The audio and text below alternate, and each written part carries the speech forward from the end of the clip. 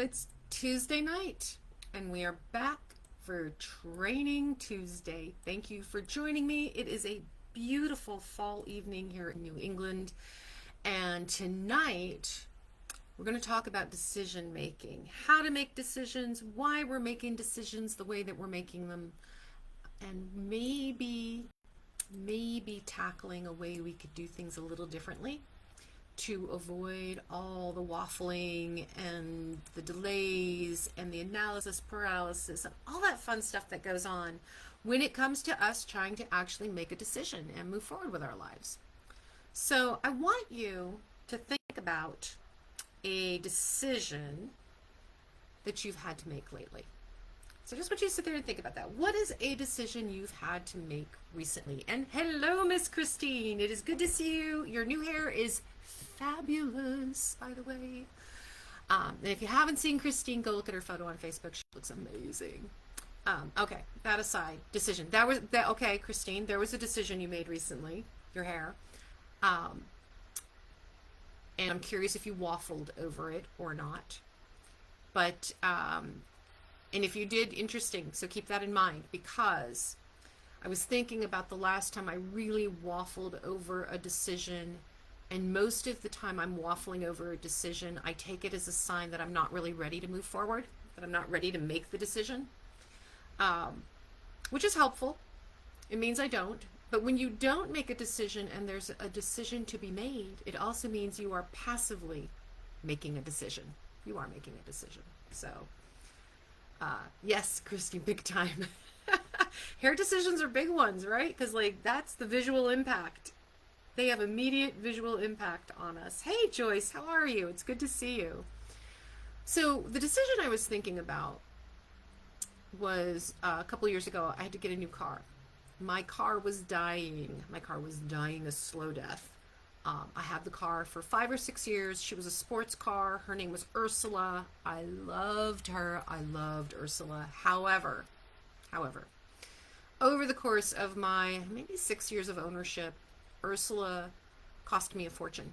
She was the most unreliable car I have ever owned. She was the most beautiful car I've ever owned, and she was the most unreliable car. I literally never knew any given day getting in Ursula whether she was actually going to start or not.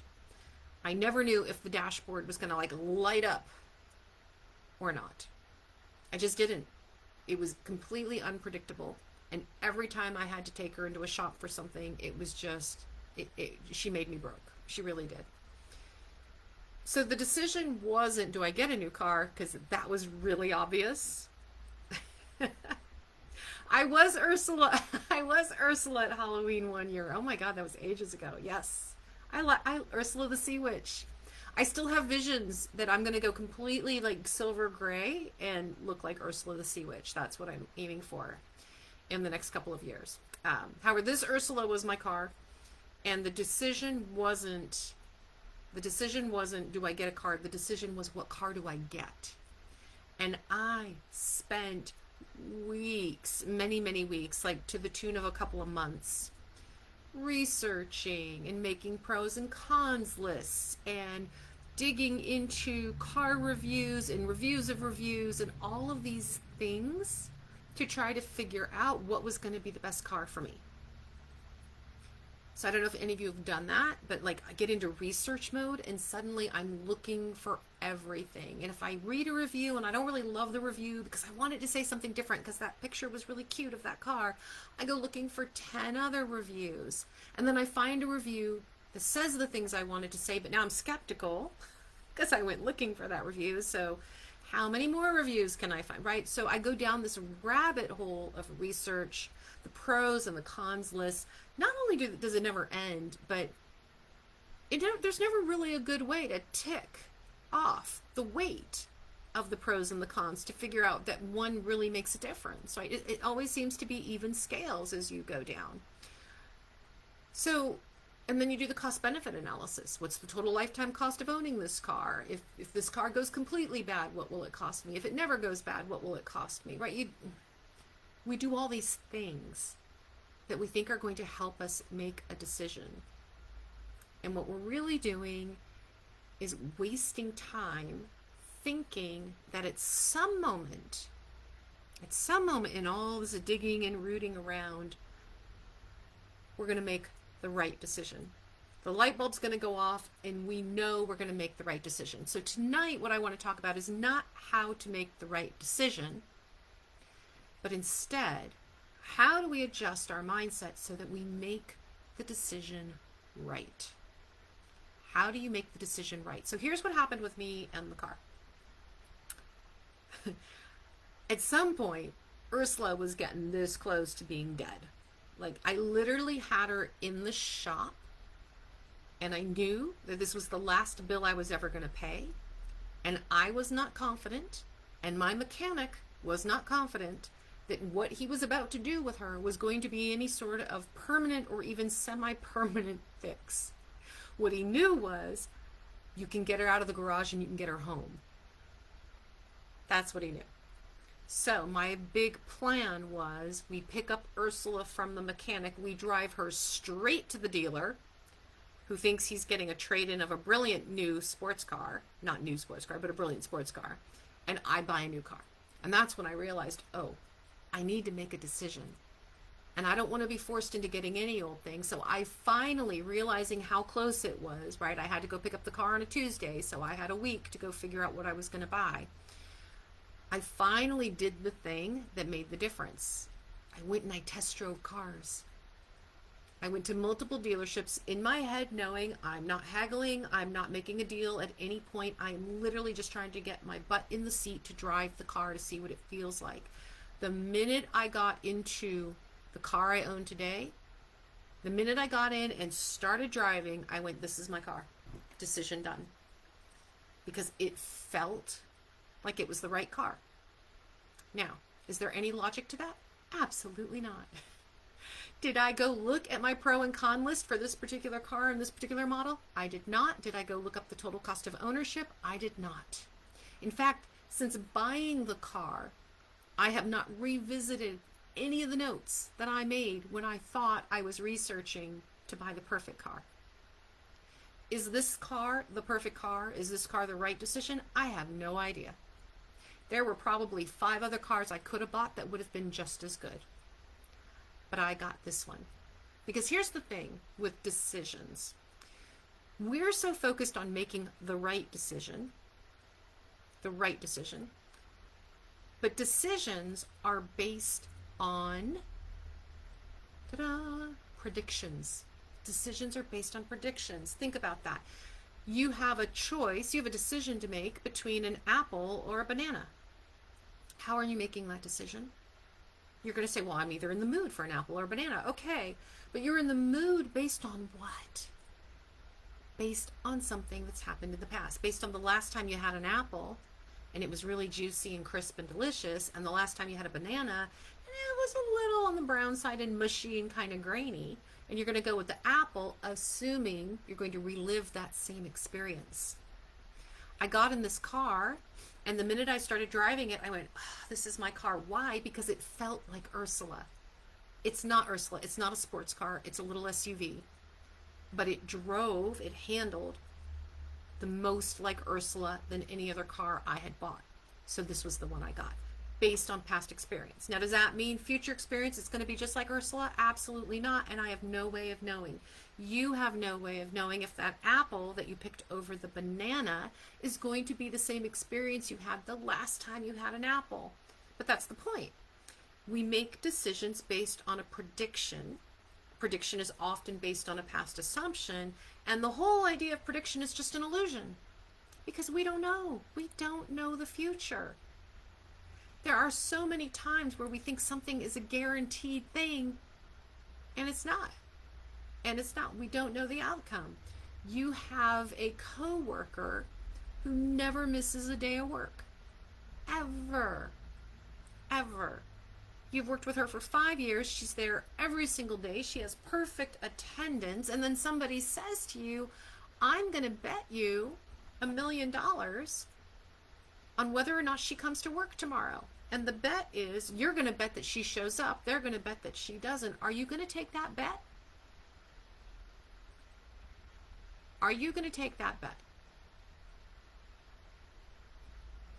You're going to think about it.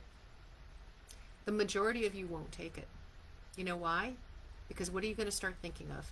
Put for me in the chat, what are some of the reasons your coworker who has been there every single day for 5 years, what are some of the reasons she might not show up tomorrow? The minute you start realizing that you cannot predict the future, because our coworker, we'll call her Betty, who has had perfect attendance for the past 5 years, might suddenly, tomorrow she's dead. Christy. Tomorrow she might drop dead. Okay, yes, that is a reason Betty would not come to work. Would not come to work after 5 years of perfect attendance. She might be dead. She might have been hit by a bus. She might have had a heart attack. She might have a dentist appointment. She might have to take her dog to the vet.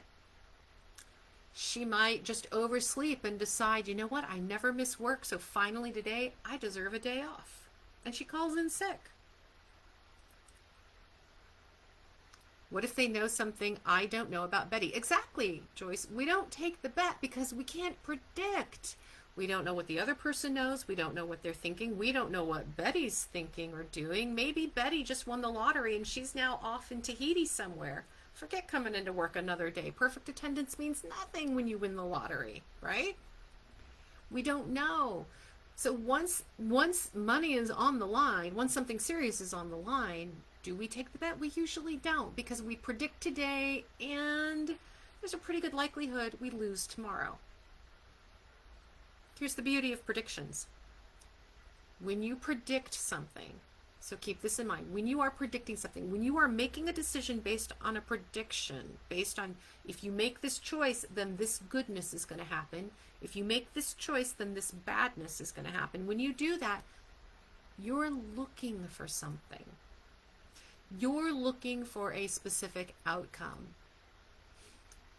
And when you are looking for a specific outcome, you are blinded to the other possibilities. Now I want you to think about this. Think about this in terms of the easiest way to talk about a relationship.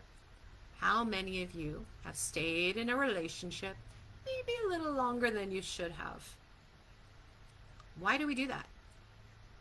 We're not stupid.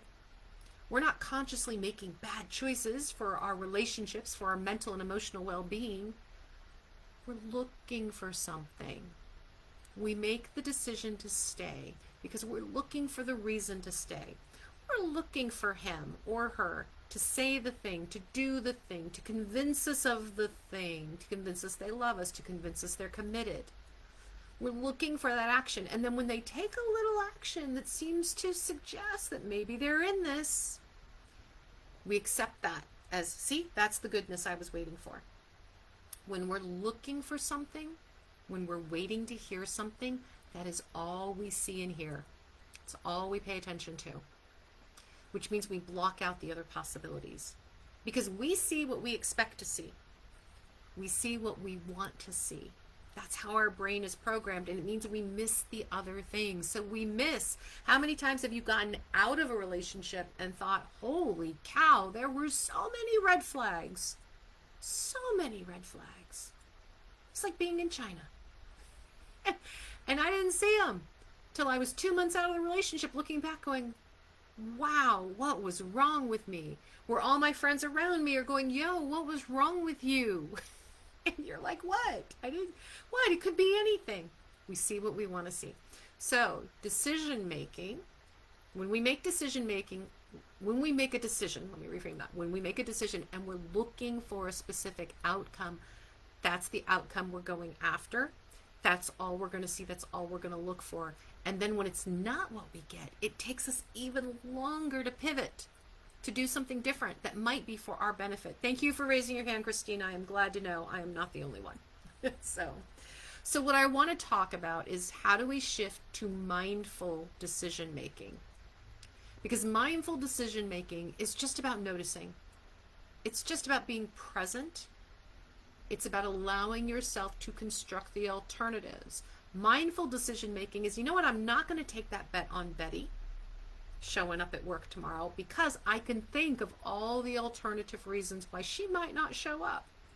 Even if she had every intention of showing up. Her Ursula might have died on the side of the road. We don't know.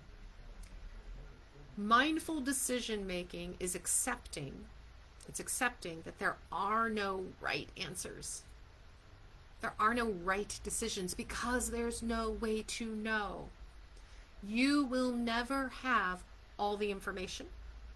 You will never know how everyone else involved is really going to react or respond. You will never know what they're really thinking. I had a boss once who gave me this great insight in going into sales. So I was going into sales and he said, listen, before every sales call, you have to give yourself and you have to give the customer a clean slate, because you don't know what happened 3 minutes before you walked into that conversation. You don't know if your customer just got a raise or just got fired. You don't know if your customer just fought with his wife, broke up with her boyfriend. You don't know if she ate a lunch that's too big and now she's sleepy or she doesn't feel good. You don't know what happened just before you walked in the door. Therefore, you don't walk in with assumptions of how the sales conversation is going to go. We can't make a decision when we don't know. Right? So we can make a decision, but we make a decision based on prediction with desired outcomes if we think we know how the person is going to respond. You will never know how they're going to respond. You're never going to know what they were really thinking. You're not going to know if you're going to use all the feature, functionality, and widgets that you bought with your iPhone or with the new gadget, whatever it is, a microwave, something like, I'm going to use microwave as an example here in a minute. You won't know until you make the decision. Until you make the decision, you will not know what happens next. You will not know what the next decision is to be made. If you can get comfortable with the idea, but because you don't know the outcome, because you can't predict what's going to happen next, the best thing you can do in the moment is simply be mindful of where you are and make a choice. So I'm using a microwave example because the Nobel laureate, the late Nobel laureate, he's dead now, Christine, Thomas Schelling, he argued that there was no rational way to choose a microwave. I don't know why he was using microwave as an example, but he was. He basically said there's no rational way that we can choose the best microwave, the right microwave. There's no way because there's too many options available. There's all these different brands. They have all these different buttons and features. Their doors open differently. Some have a handle. Some you push a button and it pops open, right? And if you've never owned one before in particular, how do you possibly choose the right microwave? You can't. Some of them have the setting that you hit the button and it reheats your coffee to the perfect temperature. Perfect for whom? I would tell you personally, most of them are too cool for me. I like my coffee really hot. Some of them have reheat settings. Then there's like 25 of them, depending on the size of your plate or the number of ounces and the power levels. Some of them have the baked potato setting, right? All kinds of things. How do you know what one is right for you? You don't. Until you buy one. You just buy one. And then you make use of the one that you've got. The best decision is simply making a decision and making the best use of the choice that you made. That is mindful decision making. I made the choice. I'm not going to beat myself up over whether it was the right choice, the wrong choice, a different choice. But I picked this direction. I'm going to make the best of the moments I am in that direction. Pick one. Make the best use of it. Ellen Langer is a Harvard scholar, and they call her the mother of mindfulness, and she brings her mindfulness conversations to the business environment. And she is the one who says, I'm going to quote here, she says, rather than struggle to make the right decision, what we should do is make the decision right, whatever the decision is. She's a big fan of flip a coin. She is literally a fan of flip a coin. You have no idea what the outcomes are going to be, so flip a coin. Here's why.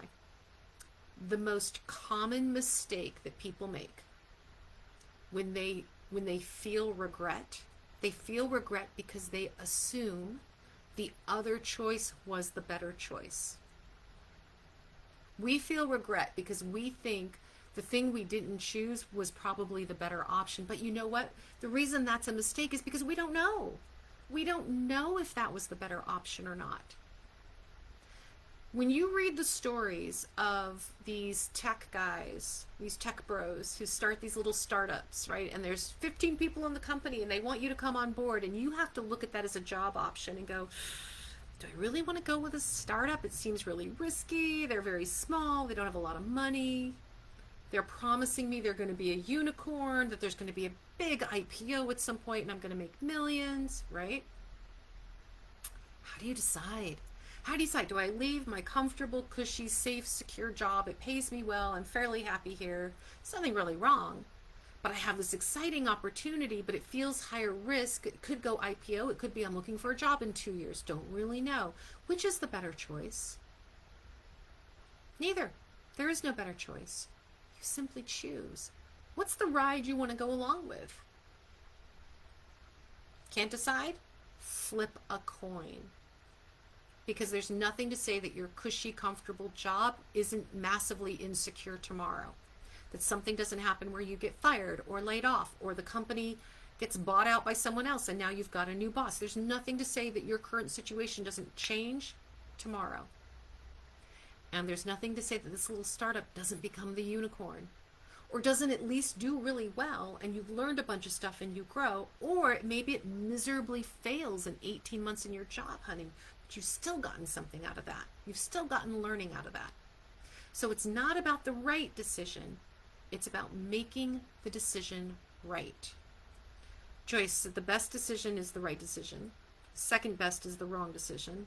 The worst decision is no decision. Yeah, and that's a decision. No decision is a decision, right? To choose to do nothing basically says I am choosing to let the universe dictate my faith. And there I go.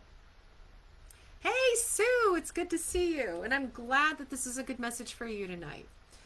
The thing to keep in mind is whatever decision you make, it does create a chain reaction. One decision leads to another decision, leads to another decision. We are never done making choices and making decisions. Even if you stay in that safe, secure, comfy job, there's still a decision to be made because you're still navigating that safe, secure, and comfy job. You're still making choices based on where you are right now. So, when you choose to make that choice the choice. It's not right, it's not wrong, it's not good, it's not bad. It is the choice. And maybe that choice leads you to a better job. Maybe that choice leads you to a better salary. Maybe it leads you to meeting somebody really cool. Maybe it leads you to meeting somebody really awful. It happens, right? Maybe you learn something from the choice. Maybe you gain a new perspective from this choice. Maybe you learn a new skill. You have a new experience. You discover something new about yourself or about other people. When you take right and wrong out of it, you release the pressure of expectation. The expectation that you have, the expectation other people have, expectations of society as a whole. When you stay focused instead on what is present and real and right in front of you, the decision doesn't have to be the right one. It just has to be a decision. So when you are mindful in the reality that you're working with, you're already working with the best of your abilities. Just being present. You will never control the outcomes, but you can control you. You can control how you show up. You can control your energy. You can control whether you flip that coin or not, and just move forward, because there's nothing more frustrating to ourselves than feeling stuck. And then we beat ourselves up by saying, I don't have all the information. I can't make a decision, and that's why I'm stuck. I'm stuck because I don't know enough. I'm stuck because I am somehow deficient. And it's not true. You're stuck because you're waiting for the clairvoyant ability to predict the future that will somehow tell you that there is a right decision, that there is a better way to go. And you will never know. It could be The best decision you ever make for you is the one that everyone else in your life is telling you not to do. They don't know either. If we make all of our decisions based on past experience, we would never do anything new or different. So, what if, instead of trying to control and master the universe and plan the rest of our lives, and maybe if we're lucky, plan and manage the people around us so that they behave? I just had this talk with my adult son, by the way. Instead of trying to control that, what if we focused only on the moment that is right in front of us? The moment that we're in.